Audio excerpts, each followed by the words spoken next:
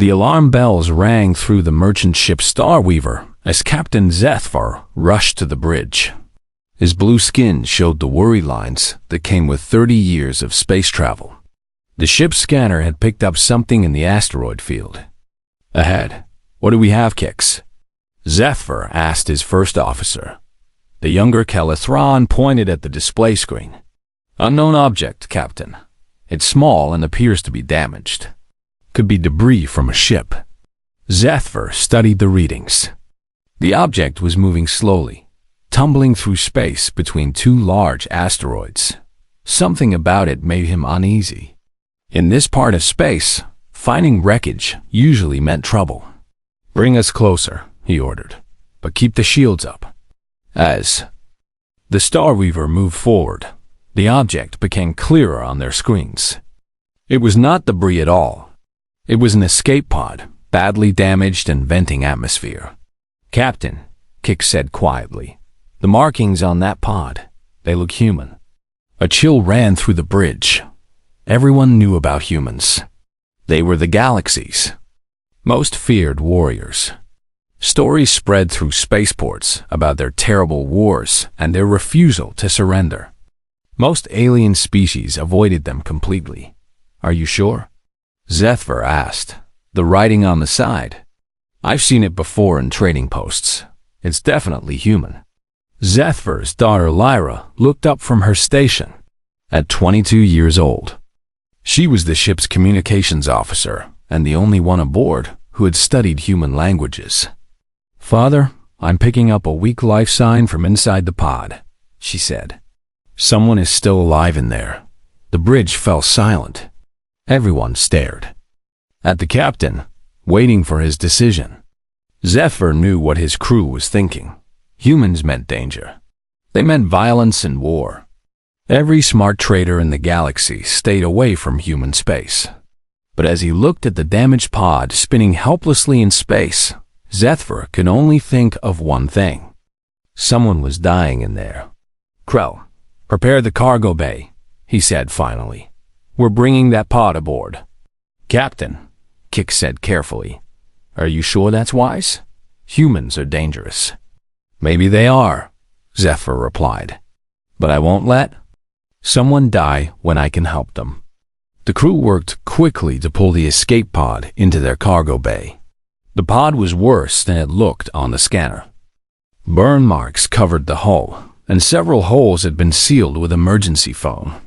Whatever had happened to the ship this pod came from, it had been violent. Lyra ran her scanner over the pod's surface. The occupant is barely alive, Father. We need to get them out now. Zethvar nodded to his crew.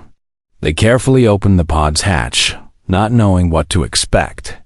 Inside, they found a human male, unconscious and badly injured. He wore the torn uniform of what looked like a military officer. Blood covered his face, and his breathing was shallow. Get him to the medical bay, Zethvar ordered. Quickly. As they carried the human through the ship's corridors, other crew members stopped to stare. None of them had ever seen a human up close before. He looked smaller than the story suggested, more fragile. But there was something about his face, even unconscious, that spoke of strength. Dr. Nala, the ship's medical officer, worked for hours to save the human's life. His injuries were severe, but they managed to stop the bleeding and repair the worst damage. When they finally stabilized him, the human slept for 2 full days. Zethvar found himself checking on their patient often. The human looked so peaceful while sleeping, nothing like the monsters from the stories. Lyra spent even more time in the medical bay, fascinated by their unexpected guest. On the 3rd day, the human's eyes opened. They were brown like earth and filled with confusion. He tried to sit up but fell back with a groan of pain. Easy, Dr. Nala said gently. You're safe now. The human looked around the medical bay with sharp, alert eyes. When he saw Zethvar and the others, his body tensed. Zethvar could see the human calculating, trying to figure out where he was and whether these aliens meant him harm. I'm Captain Zethvar, the Calathron said slowly. "This is my ship, the Starweaver. We found you in an escape pod and brought you aboard." The human studied him for a long moment before speaking. His voice was rough from his injuries. "I'm Lieutenant Jake Morrison, Earth Defense Force. My ship was destroyed by raiders 3 days ago." "Nexari raiders?" Zethvar asked. Jake nodded grimly. "They came out of nowhere, tore through our patrol like we were made of paper. I barely made it to the escape pod before my ship exploded." The mention of Nexari raiders made the crew nervous. The Nexari were known pirates who controlled several systems in this region. They attacked merchant ships and enslaved crews for profit. "You saved my life," Jake said, looking directly at Zethvar. "Why? Most aliens won't go near humans." Zethvar was quiet for a moment. "Because it was the right thing to do." Jake studied the captain's face, as if trying to understand this alien who had risked everything to save a stranger. "Thank you," he said finally. Over the next few days, Jake recovered his strength. The crew remained wary at first, but slowly began to warm to their human guest. Jake was nothing like the stories. He was polite, grateful, and surprisingly gentle. When he offered to help repair some damaged systems, his knowledge impressed everyone. Lyra spent hours talking with Jake, learning about human culture and teaching him about Calithran customs. She was amazed by the stories of Earth, a blue planet where billions of humans live together. "Your people really fight wars all the time?" she asked one day. Jake looked sad. "Too often. But we also build beautiful things. We write music and poetry. We explore the stars looking for wonder, not just conquest." As the Starweaver continued toward the trading station Horizon Point, Jake began to feel like part of the crew. The fear his presence had caused was replaced by friendship. For the first time in his life, he was seeing how humans looked to other species, and it troubled him. But he was also seeing something else. These aliens, these Calathrans, had risked their lives to save his. They had shown him kindness when they could have left him to die. It was a debt he could never repay. What Jake didn't know was that his rescue would soon put his new friends in terrible danger. And when that happened, the galaxy would learn why humans had such a fierce reputation. The trading station Horizon Point appeared on the Starweaver's main screen like a metal flower blooming in space. Jake stood on the bridge next to Captain Zethvar, watching the massive structure grow larger as they approached. After 2 weeks, aboard the Calathran ship, he was finally going to contact Earth Command and arrange passage home. "It's beautiful," Lyra said from her station. "All those lights and docking bays. I've never seen anything so big." Jake smiled at her excitement. The young Calithran had become like a sister to him during the journey. Her curiosity about human culture had kept him entertained for hours, and her kindness had helped heal more than just his physical wounds. "Something's wrong," Kik said suddenly. The first officer was studying his scanner readings with a worried expression. "I'm not getting the usual traffic control signals from the station." Zethvar moved to look over his shoulder. "What do you mean?" "All merchant vessels should be getting approach instructions by now, but the station is completely silent. No docking assignments, no customs checks, nothing." Jake felt a cold feeling in his stomach. He had seen this before during the war. "Captain, can you scan for weapon signatures around the station?" "Why would we need to ... double quotes?" Zethvar began, then stopped. His scanner was showing dozens of armed ships surrounding Horizon Point. Ships with the jagged design and dark colors of Nexari raiders. "They've taken the station," Jake said quietly. "This is what they do. They capture trading posts and use them as bases to attack merchant ships." The bridge crew looked at each other with growing fear. The Nexari were known throughout the galaxy for their cruelty. They enslaved peaceful traders and sold them to the highest bidder. No one who fell into their hands was ever seen again. We should leave, Dr. Nala said from the doorway. Turn around and find another station. We can't, Zethver replied. We're low on fuel and supplies. We need to dock somewhere soon or we'll be stranded in space. Jake studied the scanner. Display. The Nexari ships were positioned to catch any vessel trying to leave. They've already seen us. If we try to run now, they'll hunt us down. As if to prove his point, the communication system crackled to life. A harsh voice filled the bridge, speaking in the guttural language of the Nexari. Jake didn't understand the words, but he recognized the tone. It was a command, not a request.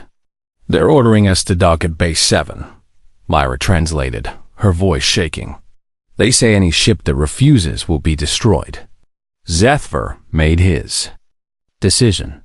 Take us in, but everyone stay calm. Maybe they'll just search the ship and let us go.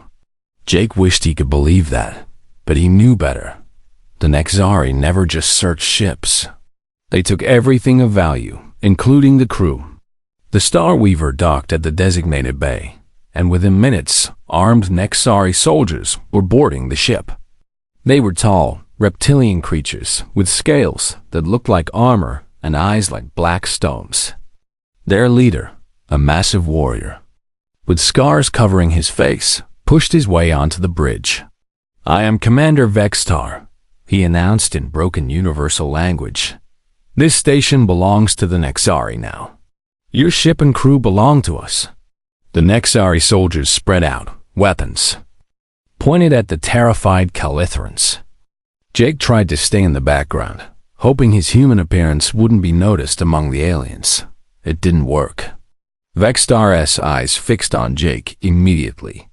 The Nexari commander's scarred face split into a cruel smile. Well. What do we have here? A human.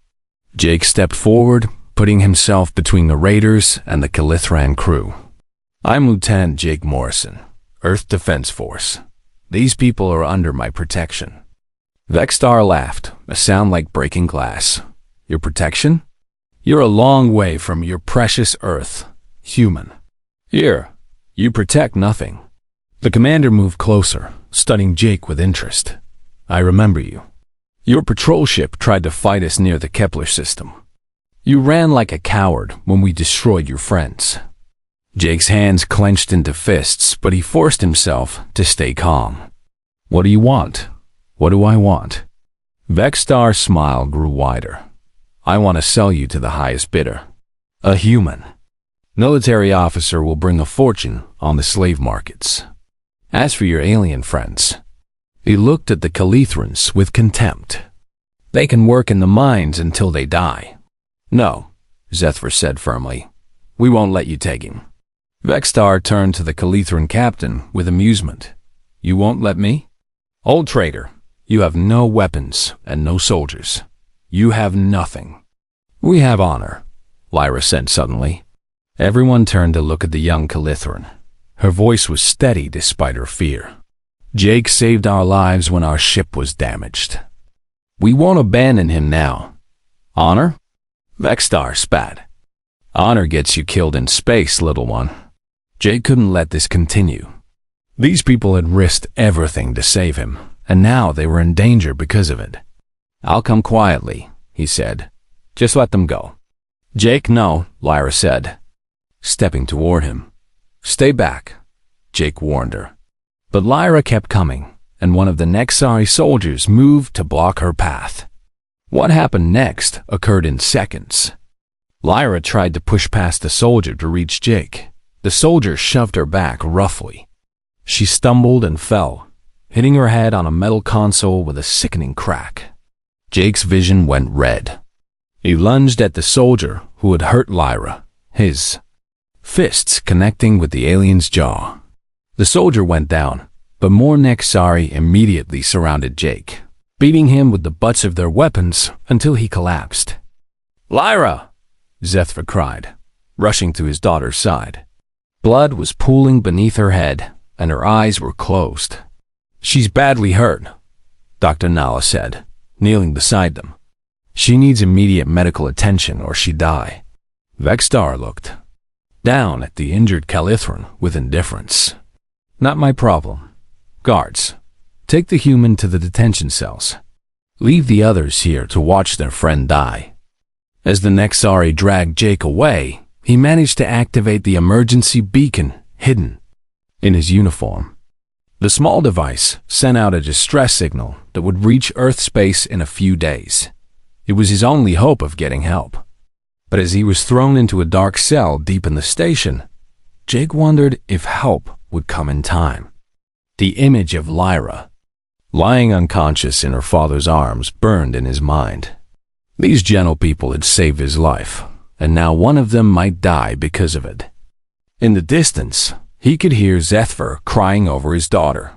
The sound broke Jake's heart more than any physical pain ever could. The Nexari had made a terrible mistake. They had hurt someone under human protection. They just didn't know it yet, but they would learn. When Earth received Jake's signal, they would learn exactly what happened to anyone who harmed those who helped humans. The galaxy was about to discover why humans had such a fierce reputation for protecting their own. Captain Lisa Bennett was drinking coffee on the bridge of the patrol ship Vigilant Dawn when the communication officer called her name. It was early morning by ship time, and the coffee was helping her wake up after only 4 hours of sleep. "Captain, we're receiving an emergency signal," Officer Dan Cooper said from his station. "It's coming from the Vega system." "What kind of signal?" Lisa asked, setting down her cup. "Military distress beacon. The code identifies it as Lieutenant Jake Morrison from the patrol ship Defender." Lisa's blood went cold. The Defender had been reported missing 3 days ago after failing to check in from their routine patrol. Search teams had found debris, but no survivors. "Are you sure?" she asked. "Yes, ma'am. The signal is weak but clear. And Captain, there's more. The beacon is transmitting additional data." Lisa moved to look at Dan's screen.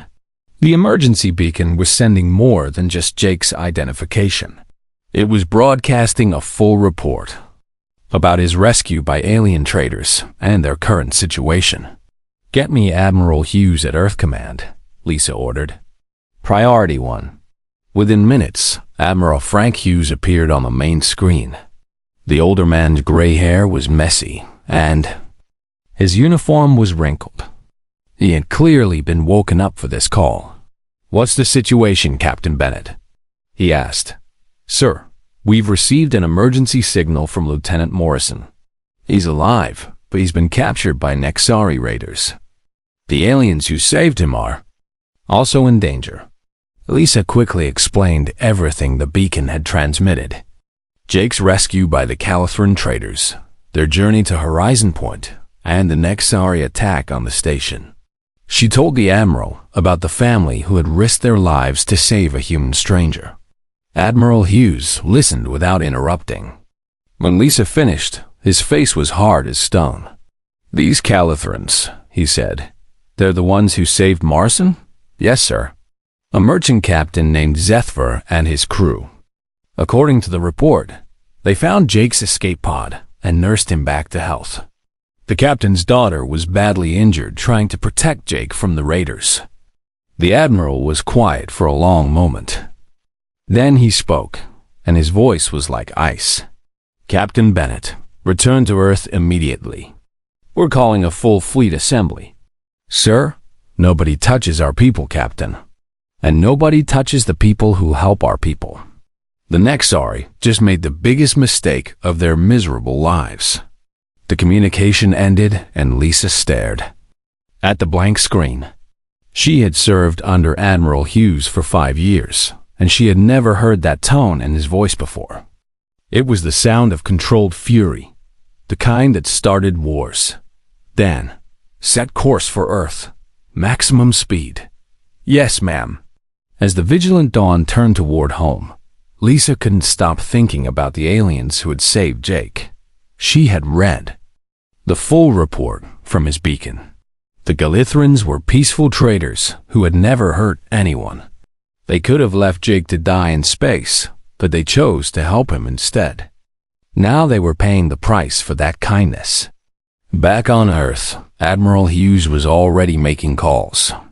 Within an hour, every major ship in the Earth Defense Force was receiving new orders. The heavy cruiser Retribution, under Captain Steve Parker, was designated as the flagship for the mission. 12 other ships would join the battle group, including the stealth frigate Ghostwalker and the missile destroyer Thunder Bay.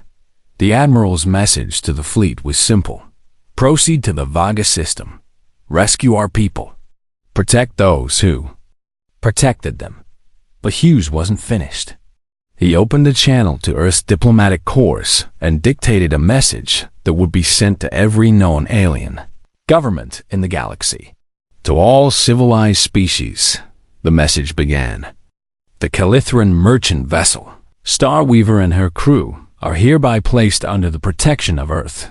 Captain Zephyr and his people acted with honor when they saved the life of one of our officers. Any who harm them will answer to us. The message sent shockwaves through the galactic community. Humans had never extended their protection to aliens before. Most species viewed humans as dangerous isolationists who only cared about their own kind. On the water world of Aquatica, the fish-like Delphini government called an emergency meeting. The humans are changing, their leader said. They're no longer content to protect only themselves. In the crystal cities of Minerva, the rock-like Geological Council debated what this meant for their own species. If humans will fight for those who help them, one member said, perhaps we should reconsider our neutrality. Even the proud Altarian Empire, humanity's oldest rivals, took notice. This changes everything, their military commander told the Emperor. Humans are building alliances now. They are becoming more dangerous than ever. Meanwhile, Jake Morrison sat in his cell aboard Horizon Point, unaware that his beacon had reached Earth. The Nexari had been torturing him for information about human military positions, but he had told them nothing. His thoughts were with Zephyr and Lyra, wondering if the young Calithran was still alive. Commander Vextar visited Jake's cell daily, growing more frustrated with each failed interrogation. Your people won't come for you, he told Jake. Humans only care about themselves. These alien friends of yours will die, and no one will remember them. Jake said nothing, but inside he was smiling. Vextar didn't understand humans at all. Jake knew that his people would come. The question wasn't if, but when. On the third day after the beacon was sent, Jake got his answer. The station's alarms began wailing, and he could hear Nexari soldiers running through the corridors. Something had them scared. A guard rushed past his cell, shouting in the Nexari language. Jake couldn't understand the words, but the tone was clear. Panic. Then, he heard it.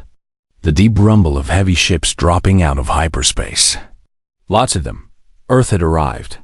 Jake pressed his face against the small window in his cell door. In the distance, he could see the stars being blocked out by the massive shapes of human warships. The Retribution led to formation, her hull bristling with weapons. Attention Nexari forces. A voice boomed through the station's communication system. This is Admiral Hughes of the Earth Defense Force. You are harboring stolen property and have harmed those under our protection. Surrender immediately, or we will take what is ours by force. Jake had never been happier to hear a human voice. His people had come for him, just as he knew they would. But more importantly, they had come for the Calithrans too. The galaxy was about to learn what happened when someone hurt the friends of humanity. It was going to be a lesson they would never forget. The human fleet hung in space around Horizon Point, like a pack of wolves surrounding their prey. Admiral Hughes stood on the bridge of the Retribution, watching the Nexari ships scramble to form defensive positions. 30 enemy vessels against his 12, but Hughes wasn't worried. He had seen human ships fight before. Sir, The Nexari commander is responding to our message. Communications Officer Rita Walsh reported. Put him on screen. Commander Vextar's scarred face appeared on the main display. Behind him, Jake could see the bridge of the Nexari flagship, filled with panicked soldiers. The alien commander tried to look confident, but Hughes could see the fear in his black eyes. Human Admiral, Vextar said in his broken universal language, you are outnumbered. Leave now, and we will not destroy your ships. Hughes almost smiled. The Nexari commander had no idea what he was facing. Commander, you have something that belongs to us. You also harmed innocent people who showed us kindness. This is your only chance to surrender. Surrender? Vextar laughed, but it sounded forced. We have 30 ships, Admiral. You have 12. The math is simple. You're right, Hughes said calmly. The math is simple. But you're not very good at math. The Admiral gestured to his tactical officer. Show him. The human ships began to move. What had looked like a loose formation suddenly became a precise attack pattern. The Retribution and her sister ships spread out, each taking position to maximize their firing angles. The smaller vessels darted between the larger ones like deadly dancers. Vextar's confidence cracked. Wait, we can negotiate. I have valuable prisoners. You had valuable prisoners, Hughes corrected. Past tense. As he spoke, a new voice came over the communication channel. It was Captain Amy Rodriguez from the stealth frigate Ghostwalker. Admiral, this is Rodriguez. We're inside the station. Package is secure. Hughes nodded with satisfaction. While he had been talking to Vextar, Captain Rodriguez and her team had used their ship's stealth systems to infiltrate Horizon Point. They had rescued Jake and were now searching for the Calithran crew. What about our other friends? Hughes asked. Found them, sir. The Calithran girl is in bad shape, but she's alive. Our medic is working on her now. On the screen, Vextar's face went pale. He realized that the humans had been distracting him while their soldiers moved inside his own base. Impossible. Our sensors would have detected any ships. Your sensors are garbage, Hughes said bluntly. Now, you have 10 seconds to order your ships to stand down, or we're going to show you why humans have the reputation we do. Vextar snarled and cut the communication. A moment later, the Nexari ships opened fire. The battle that followed was swift and brutal. Human military technology, developed through centuries of warfare, tore through the Nexari defenses like paper. The Retribution's main guns punched holes through enemy ships with each shot. The missile destroyer Thunder Bay launched a barrage that overwhelmed 3 Nexari vessels at once.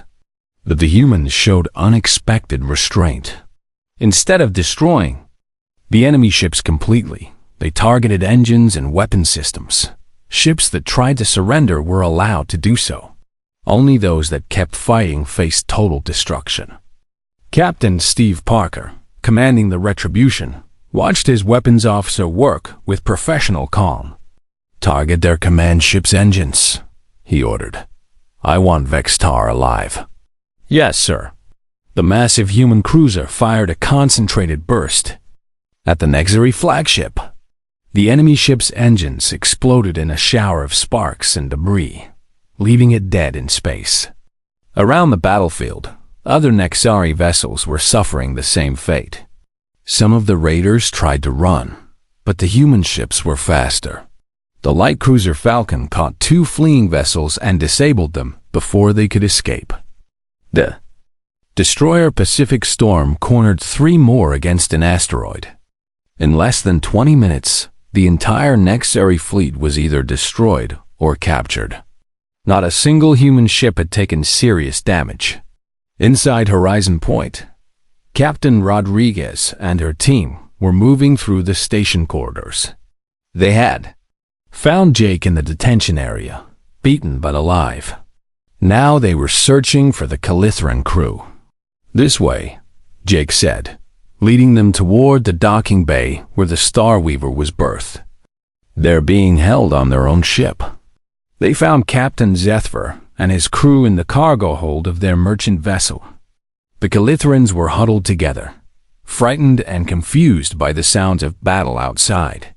In the center of the group, Dr. Nala was tending to Lyra, who lay unconscious on a makeshift stretcher. Captain Zethvar, Jake called as the human soldiers secured the area. It's me, Jake. We're here to help. The old Calithran looked up with tears in his eyes. Jake? But how? We thought you were dead. My people came for me, Jake said, kneeling beside Lyra. How is she? Not good, Dr. Nala replied. She needs better medical equipment than I have here. Without proper treatment, she might not survive. Then she'd get proper treatment, Jake promised. He activated his communicator. Rodriguez to Fleet Medical. I need a full trauma team standing by. We have a critically injured alien who needs immediate attention. Copy that, Lieutenant. Medical team is already on the way. Within minutes, human medics were working alongside Dr. Nala to stabilize Lyra. They brought advanced equipment that the Calithrans had never seen before, machines that could monitor her brain activity and repair damaged tissue. Will she live? Zethver asked Dr. Helen Murphy, the chief medical officer from the Retribution. We'll do everything we can, Dr. Murphy promised. Human medicine has come a long way. We don't give up easily. Meanwhile, on the Nexari flagship, Admiral Hughes was accepting Vextar's surrender. The alien commander sat in chains, his arrogance completely gone. You destroyed my fleet, Vextar said bitterly. Actually, we captured most of your ships, Hughes corrected. We could have destroyed them all, but we're not monsters. Your crews will be given trials and fair treatment. Why? Vextar asked. We would have shown you no mercy. Hughes looked at the defeated raider with something like pity. That's the difference between us and you. We fight to protect, not to destroy. You attacked innocent people and hurt those who showed kindness to one of ours. That's something we can't allow. One human, Vextar spat. You risked a war for one human. No, Hughes said firmly. We risked a war for the people who saved that human. There's a difference. As the last of the Nexari prisoners were secured, Hughes received word that the Calithran girl was stable. The human medics had managed to stop the bleeding in her brain and repair the worst of the damage. She would live. Jake stood beside Lyra's bed in the medical bay, watching her peaceful face. Zethver was on the other side, holding his daughter's hand. Thank you, the Calithran captain said quietly. You risked everything to save us. You saved me first, Jake replied. My people don't forget debts like that. What happens now? Zethver asked. Jake smiled. Now you're under Earth's protection. Anyone who hurts you will have to answer to us. Outside the medical bay, the human fleet was preparing to escort the Starweaver to safety. The Nexari threat to this region of space was over, ended by human determination and superior firepower. But more importantly, a new alliance had been born. The Calithrans had learned that humans could be trusted to protect those who helped them, and the galaxy had learned that humanity's fierce reputation extended beyond their own species. The age of human isolation was ending. The age of human protection was about to begin. 3 weeks later, Lyra opened her eyes in a hospital room on Earth. The first thing she saw was Jake sitting in a chair beside her bed, reading from a small device. When he noticed she was awake, his face lit up with relief. Welcome back, he said softly. You gave us quite a scare. Lyra tried to speak, but her throat was dry. Jake helped her drink some water, and gradually her voice returned. Where am I? She asked, looking around the strange room with its white walls and bright lights. Earth Medical Center, New Geneva, Jake explained. The best hospital in human space. You've been unconscious for 3 weeks. My father? He's fine. He's been here every day, but I sent him to get some sleep. He'll be so happy to know you're awake." Lyra slowly sat up in bed, amazed at how good she felt.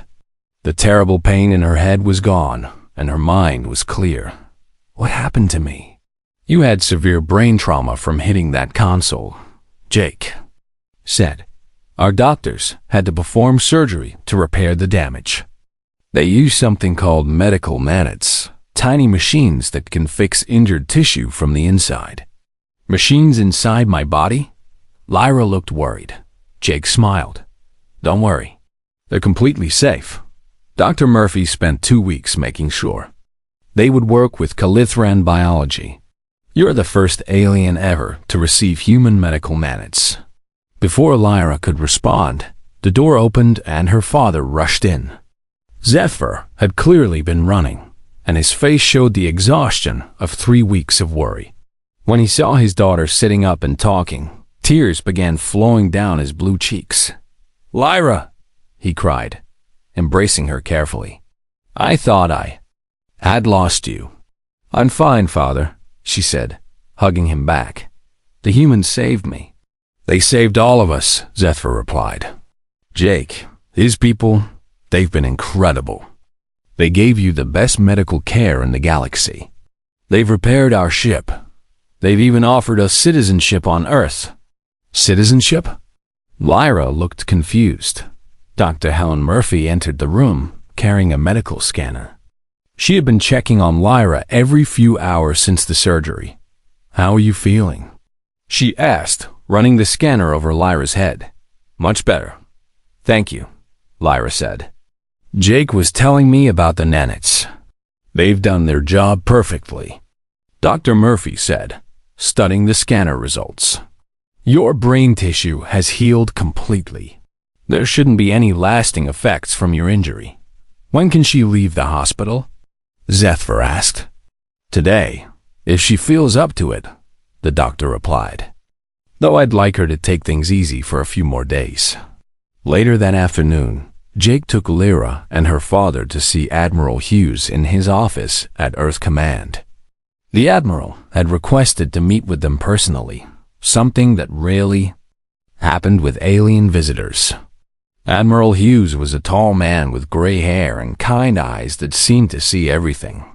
He stood when they entered his office and gestured for them to sit in comfortable chairs around a low table.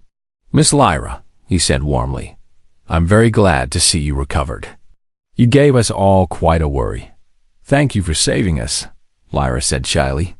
"I know humans don't usually help aliens." "That's changing," the Admiral said. "Your family showed us something important. You proved that kindness exists between species, that honor means something even to strangers. Because of that, Earth has decided to offer formal protection to the Calithran people." "What does that mean?" Zephyr asked. "It means any Calithran ship can request escort through dangerous space. It means Calithran colonies will be defended by Earth forces if attacked. It means your people are no longer alone in the galaxy." Jake leaned forward. "Admiral, I've been thinking. Maybe it's time for me to take a new assignment." "What do you have in mind, Lieutenant?" "Ambassador," Jake said. "Someone needs to represent Earth to the Calithran government. Someone who understands both species." Admiral Hughes smiled. "I was hoping you'd say that. The position is yours, if you want it." Lyra clapped her hands together with excitement. "You coming to our homeworld?" "If you'll have me," Jake said. 6 months later, Jake stood on the observation deck of the passenger ship New Horizons as it approached the Calithran homeworld of Kalos. The planet was beautiful, covered with vast oceans and floating cities that sparkled in the light of 3 suns. Beside him, Lyra pointed out landmarks as they drew closer. She had fully recovered from her injuries and was now serving as Jake's cultural advisor. Her father had been promoted to captain of the new merchant vessel Friendship, the first joint human Calithran trading ship.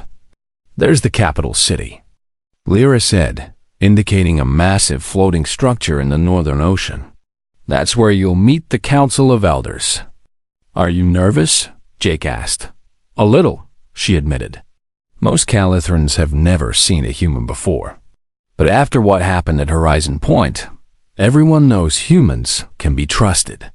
The story of their rescue had spread throughout Calithron, space and beyond. Other peaceful species had begun approaching Earth, asking about protection agreements. The Delphini water dwellers had signed a mutual defense pact. The crystal-based mineralites had opened trade negotiations. "Your people are changing the galaxy," Lyra said. "Before, everyone was afraid of humans. Now they see you as protectors." "We're learning too," Jake replied. "For too long, we thought we had to face the universe alone. Your family taught us that we can have friends out here." As the New Horizons entered Kalos' atmosphere, Jake thought about how much had changed since that day when Zethver pulled his escape pod from the asteroid field. One act of kindness had created an alliance that was reshaping interstellar politics. On Earth, human children were learning Calithran language and culture through holographic exchanges with Lyra's students. Human ships escorted Calithran merchants through former pirate territory. Human doctors shared medical technology that saved countless alien lives. In return, the Calithrans shared their knowledge of trade routes and diplomatic protocols. They introduced humans to dozens of peaceful species who had been too afraid to make contact before. They helped humans understand that strength could be used to protect, not just to conquer. The ship landed at the spaceport outside the capital city, where a crowd of curious Calithrans had gathered to see the human ambassador. Jake straightened his dress uniform and prepared to disembark. "Ready?" Lyra asked. "Ready," Jake replied. As they walked down the ramp together, Jake smiled at the cheering crowd. These people had saved his life when they could have left him to die. In return, he had brought them the protection of humanity. But more than that, he had brought them friendship. And friendship, Jake had learned, was the most powerful force in the galaxy. Above them, human and Calithran ships flew in formation through the alien sky, their crews working together as partners and friends. The age of fear was ending, replaced by an age of cooperation. And it had all started with one simple act of kindness in the cold darkness of space. The galaxy would never be the same.